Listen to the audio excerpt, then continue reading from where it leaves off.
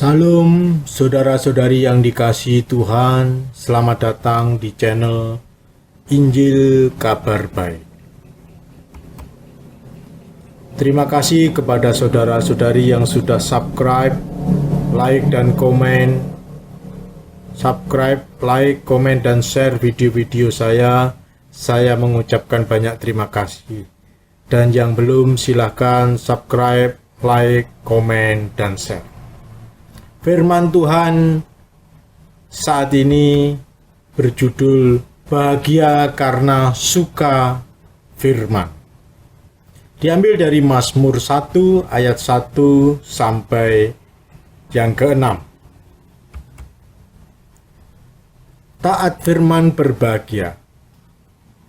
Berbahagialah orang yang tidak berjalan menurut nasihat orang fasik, yang tidak berdiri di jalan orang berdosa, dan yang tidak duduk dalam kumpulan pencemooh, tetapi yang kesukaannya ialah Taurat Tuhan, dan yang merenungkan Taurat itu siang dan malam. Demikian ayat 1 dan 2 daripada Mazmur 1. Di sana dijelaskan, berbahagialah orang yang jalan hidupnya tidak mengikuti orang-orang fasik, orang-orang berdosa, yang tidak terpengaruh oleh mereka yang berdosa.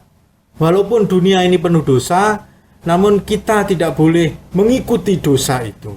Walaupun manusia berdosa dan cenderung dalam dosa, namun kita sebagai anak-anak Tuhan tidak boleh mengikuti mereka yang berdosa dan hidup dalam kegelapan.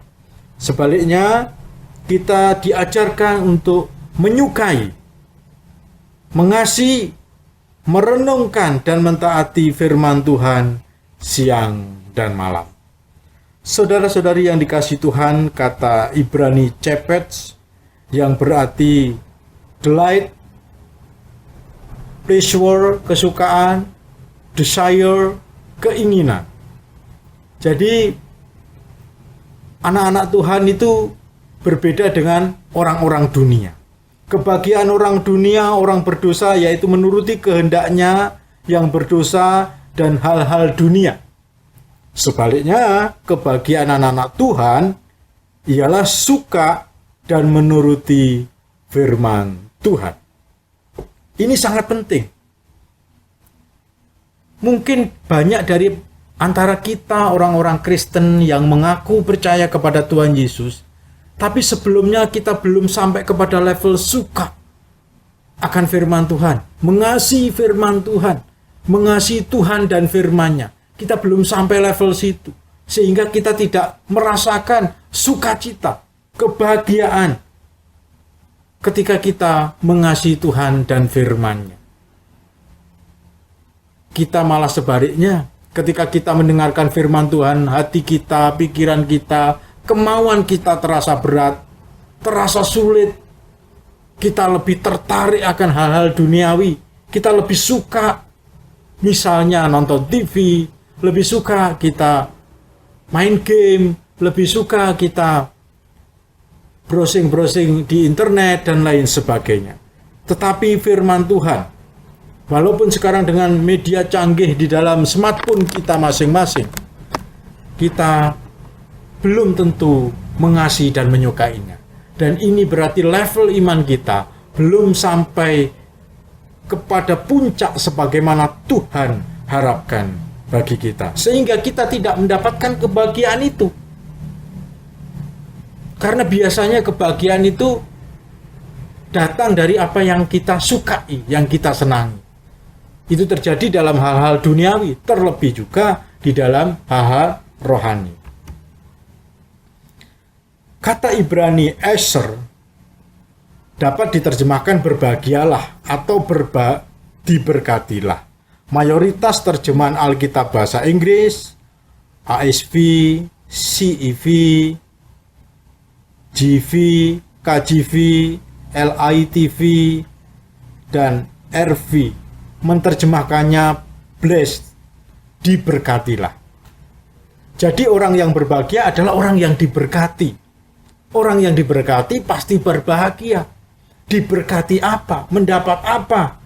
Ketika kita suka firman, kok bisa berbahagia, bersuka cita. Mari kita akan melihat lebih dalam daripada nas ini.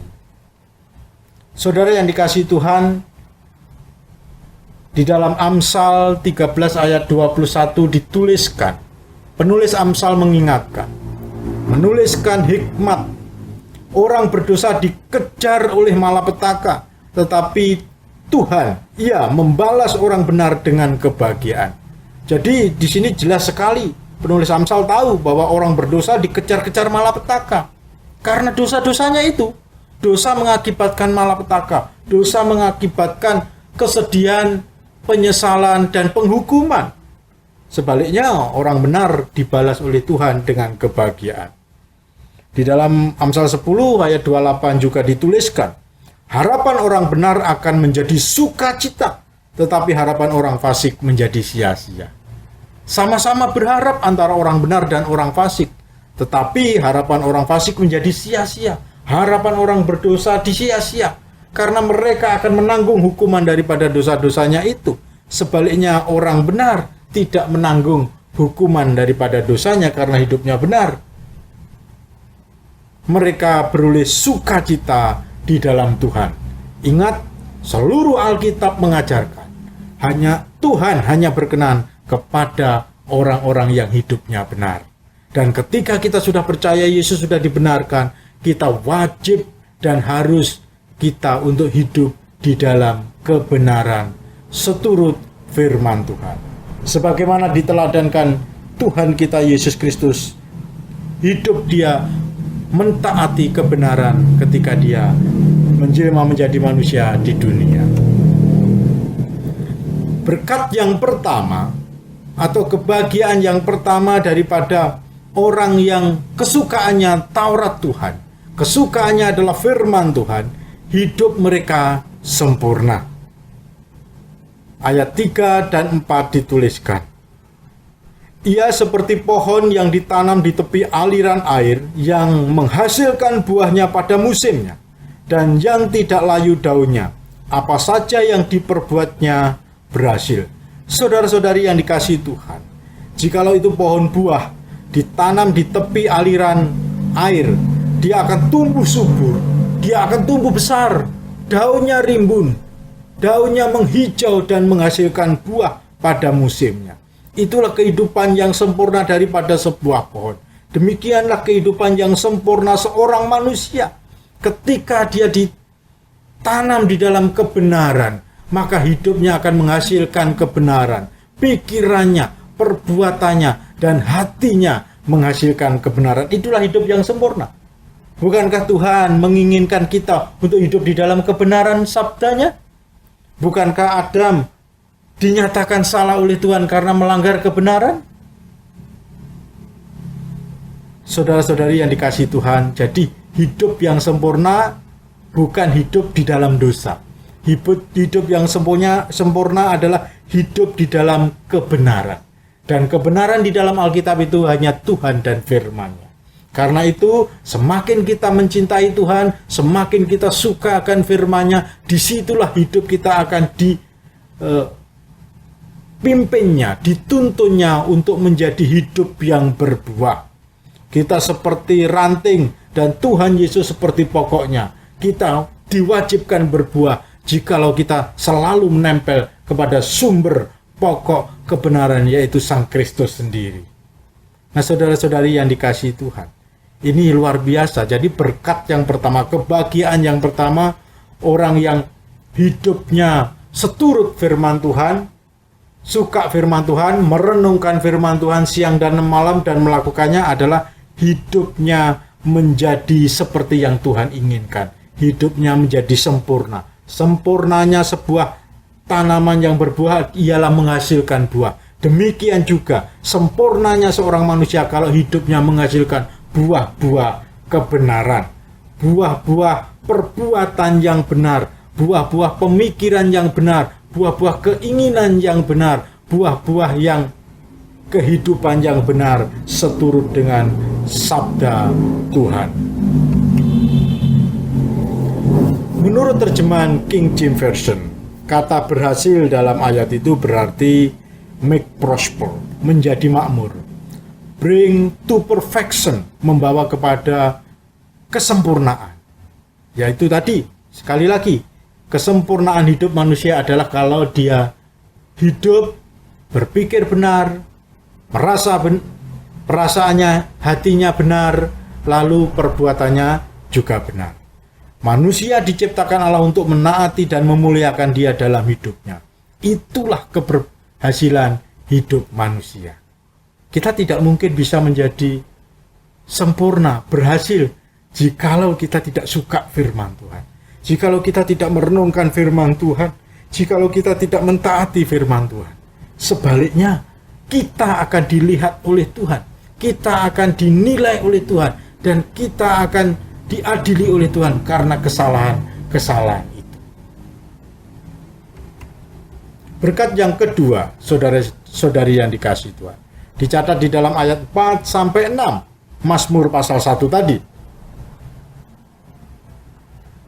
Bukan demikian orang fasik, mereka seperti sekam yang ditiupkan angin. Sebab itu orang fasik tidak akan tahan dalam penghakiman. Begitu pula orang berdosa dalam perkumpulan orang benar. Sebab Tuhan mengenal jalan orang benar, tetapi jalan orang fasik menuju kebinasaan. Jelas saudara-saudari yang dikasihi Tuhan, di sini dikontraskan antara orang fasik dan orang benar. Orang fasik itu seperti sekam yang ditiupkan angin. Sekam tidak ada gunanya kecuali dibakar. Sekam diombang-ambingkan oleh angin hidup orang fasik karena tidak berakar kepada kebenaran firman Tuhan.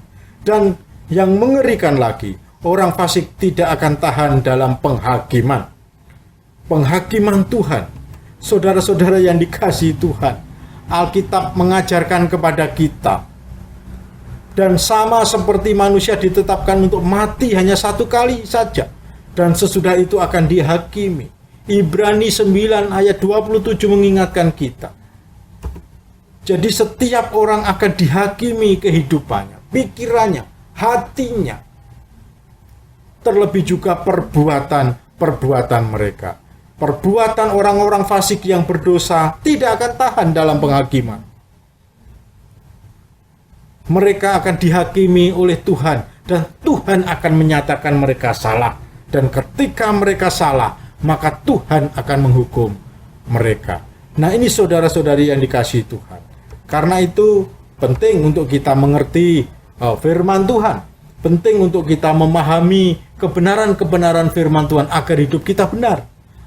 Agar hidup kita kudus. Agar hidup kita suci. Agar hidup kita sesuai dengan yang Tuhan rencanakan bagi kita. Sebaliknya saudara-saudari yang dikasihi Tuhan, kalau nasib orang berdosa, nasib orang fasik tidak tahan dalam penghakiman, mereka pasti akan dihukum oleh Tuhan karena dosa-dosanya. Sebaliknya, orang yang benar, saudara-saudari yang dikasihi Tuhan, orang yang benar, Tuhan mengenal jalan mereka. Tuhan mengenal jalan orang benar. Apa maksudnya? Apakah sekedar Tuhan hanya tahu jalan orang benar? Nah, saudara-saudara yang dikasihi Tuhan, menarik untuk kita menyelidiki kata Ibrani yada yang diterjemahkan dengan dikenal atau diketahui dapat berarti juga care, peduli, atau assuredly yang dijamin, dan yang pasti artinya, atau yang pasti artinya. Jadi Tuhan mengenal jalan orang benar, artinya Tuhan itu peduli dengan jalan orang benar, Tuhan itu menjamin, dan Tuhan itu memberikan kepastian kepada jalan orang benar. Nah, saudara-saudari yang dikasihi Tuhan, memberi kepastian apa? Peduli apa? Dalam terjemahan Contemporary English Version menuliskan demikian: The Lord protects everyone who follows him, but the weak follow a road that lead to ruin. Tuhan melindungi orang-orang yang mengikutinya, yaitu orang-orang benar tadi. Tetapi orang yang berdosa menuju kehancuran. Sangat jelas saudara-saudara yang dikasihi Tuhan. Jikalau orang berdosa tidak tahan dalam penghakiman, sebaliknya orang yang benar, Tuhan melindungi. Tuhan melindungi orang-orang yang mengikuti Dia. Jadi kita terlindung dari penghakiman itu. Karena hidup kita benar. Hidup kita di dalam Tuhan. Hidup kita di dalam kebenaran firman-Nya. Hidup kita seturut dengan pimpinan dan kehendak Tuhan di dalam sabdanya itu. Sehingga kita tidak mengalami kehancuran. Kita tidak menderita penghukuman oleh Tuhan. Sebaliknya, kita dilindungi oleh Tuhan. Dilindungi dari apa? Dilindungi dari hukuman dosa, dilindungi dari hukuman kefasikan, dilindungi dari hukuman kejahatan, yaitu neraka yang kekal. Jadi Bapak Ibu yang dikasihi Tuhan, berkat atau kebahagiaan orang yang suka dan taat akan firman Tuhan, bahwa hidupnya berhasil sesuai maksud penciptanya. Hidupnya mentaati dan memuliakan Allah. Itu adalah hidup yang sempurna. Itulah hidup yang baik. Itulah hidup yang berkenan kepada Allah. Dan yang kedua, orang yang hidupnya benar, itu hidupnya aman di hari penghakiman. Orang yang suka firman Tuhan, itu hidupnya akan aman di hari penghakiman kekal itu. Karena Yesus telah menyucikan dosa-dosa kita. Yesus telah memimpin dan menuntun kita untuk hidup di dalam kebenarannya. Firman Tuhan menuntun dan membimbing kita hidup di dalam kebenaran Allah. Roh Kudus memberikan kepada kita pimpinan, pencerahan untuk kita hidup seturut dengan firman Allah. Nah, saudara-saudari yang dikasihi Tuhan, apakah saudara ingin mengalami, menikmati kebahagiaan itu? Saudara, cintailah firman Tuhan, mengertilah firman Tuhan, dan taatilah firman Tuhan. Maka hidup saudara akan berbahagia, hidup saudara akan aman di hari penghakiman, dan hidup saudara akan berhasil sesuai maksud daripada pencipta kita. Mohon subscribe, like, komen, dan share. Tuhan Yesus memberkati kita semua.